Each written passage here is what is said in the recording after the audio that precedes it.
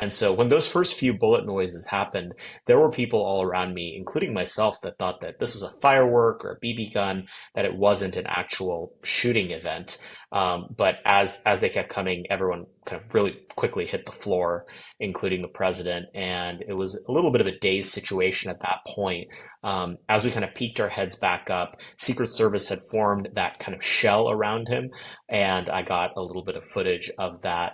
And the first thing I saw was him, reach out his fist to the audience. Come to find out later that he was saying, "Fight, fight," and that definitely caused a ripple through the crowd. Everyone noticed that. It really kind of energized everyone. He gets on stage, and I was standing right there, probably about 40 feet from him in the friends and family VIP section. And he gets on, and within the first 5 or 6 minutes, he immediately begins telling a series of stories about this chart that he had brought on about immigration that had to do with the difference between President Biden's record in when it came to the border versus his. And thank God for that chart, because I think it's because of his head turning left and right as he was explaining the things that were on that chart that that first bullet actually missed him. There is that picture of one of the bullets whizzing by his head that one of the New York Times reporters got. I think the only reason that he didn't get hit today is because that chart was on the television and he was turning his head.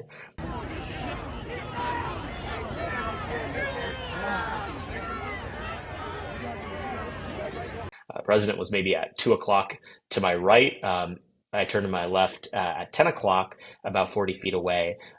In the bleachers, it was really clear that something was going on. Come to find out later that that was one of the other victims. There was a lot of blood. There were several people who seemed to have blood on their shirts. I guess they were trying to take care of that person. They were carrying him out. It wasn't super clear whether it was on a gurney or a stretcher or just with their arms and legs, but it was very clear that someone had been much more seriously injured than the president, and there was visible blood everywhere. It wasn't really much when it came to President Trump, at least from the angle that I was at. You see in the pictures later that his ear got clipped and that he was bleeding a lot, but it was this really grisly scene to our left with what was going on with the bleachers.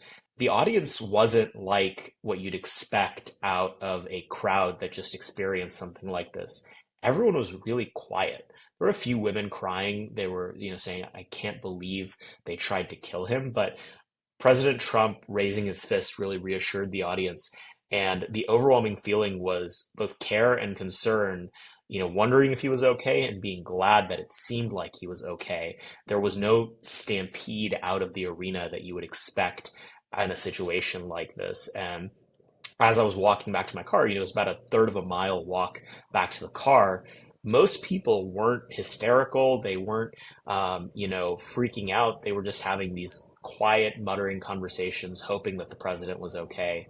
It was a really striking vignette into the kinds of people who come to these rallies and why they come to them. They really love the president. They really support him. And in that moment, above and beyond their own personal safety, they were worried about his. Yeah, so everyone had to go through metal detectors.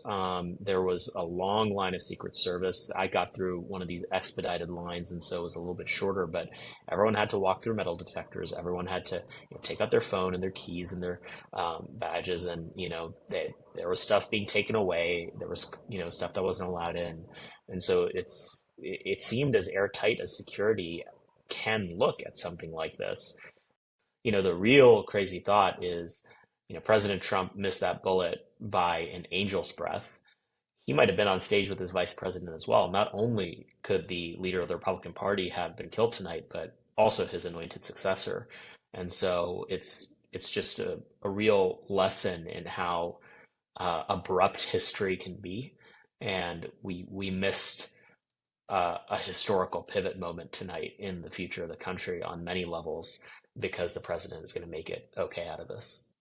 I do think that this should be a wake-up call to congressional Democrats and Democrats around the country, saying like, "Hey, words have consequences. If you keep saying that this guy is the second coming of Hitler, some wacko out there in a country of 300 million people is going to take you seriously and say, I can be the person who stopped Hitler in his tracks." And so it's a clarifying moment on that front.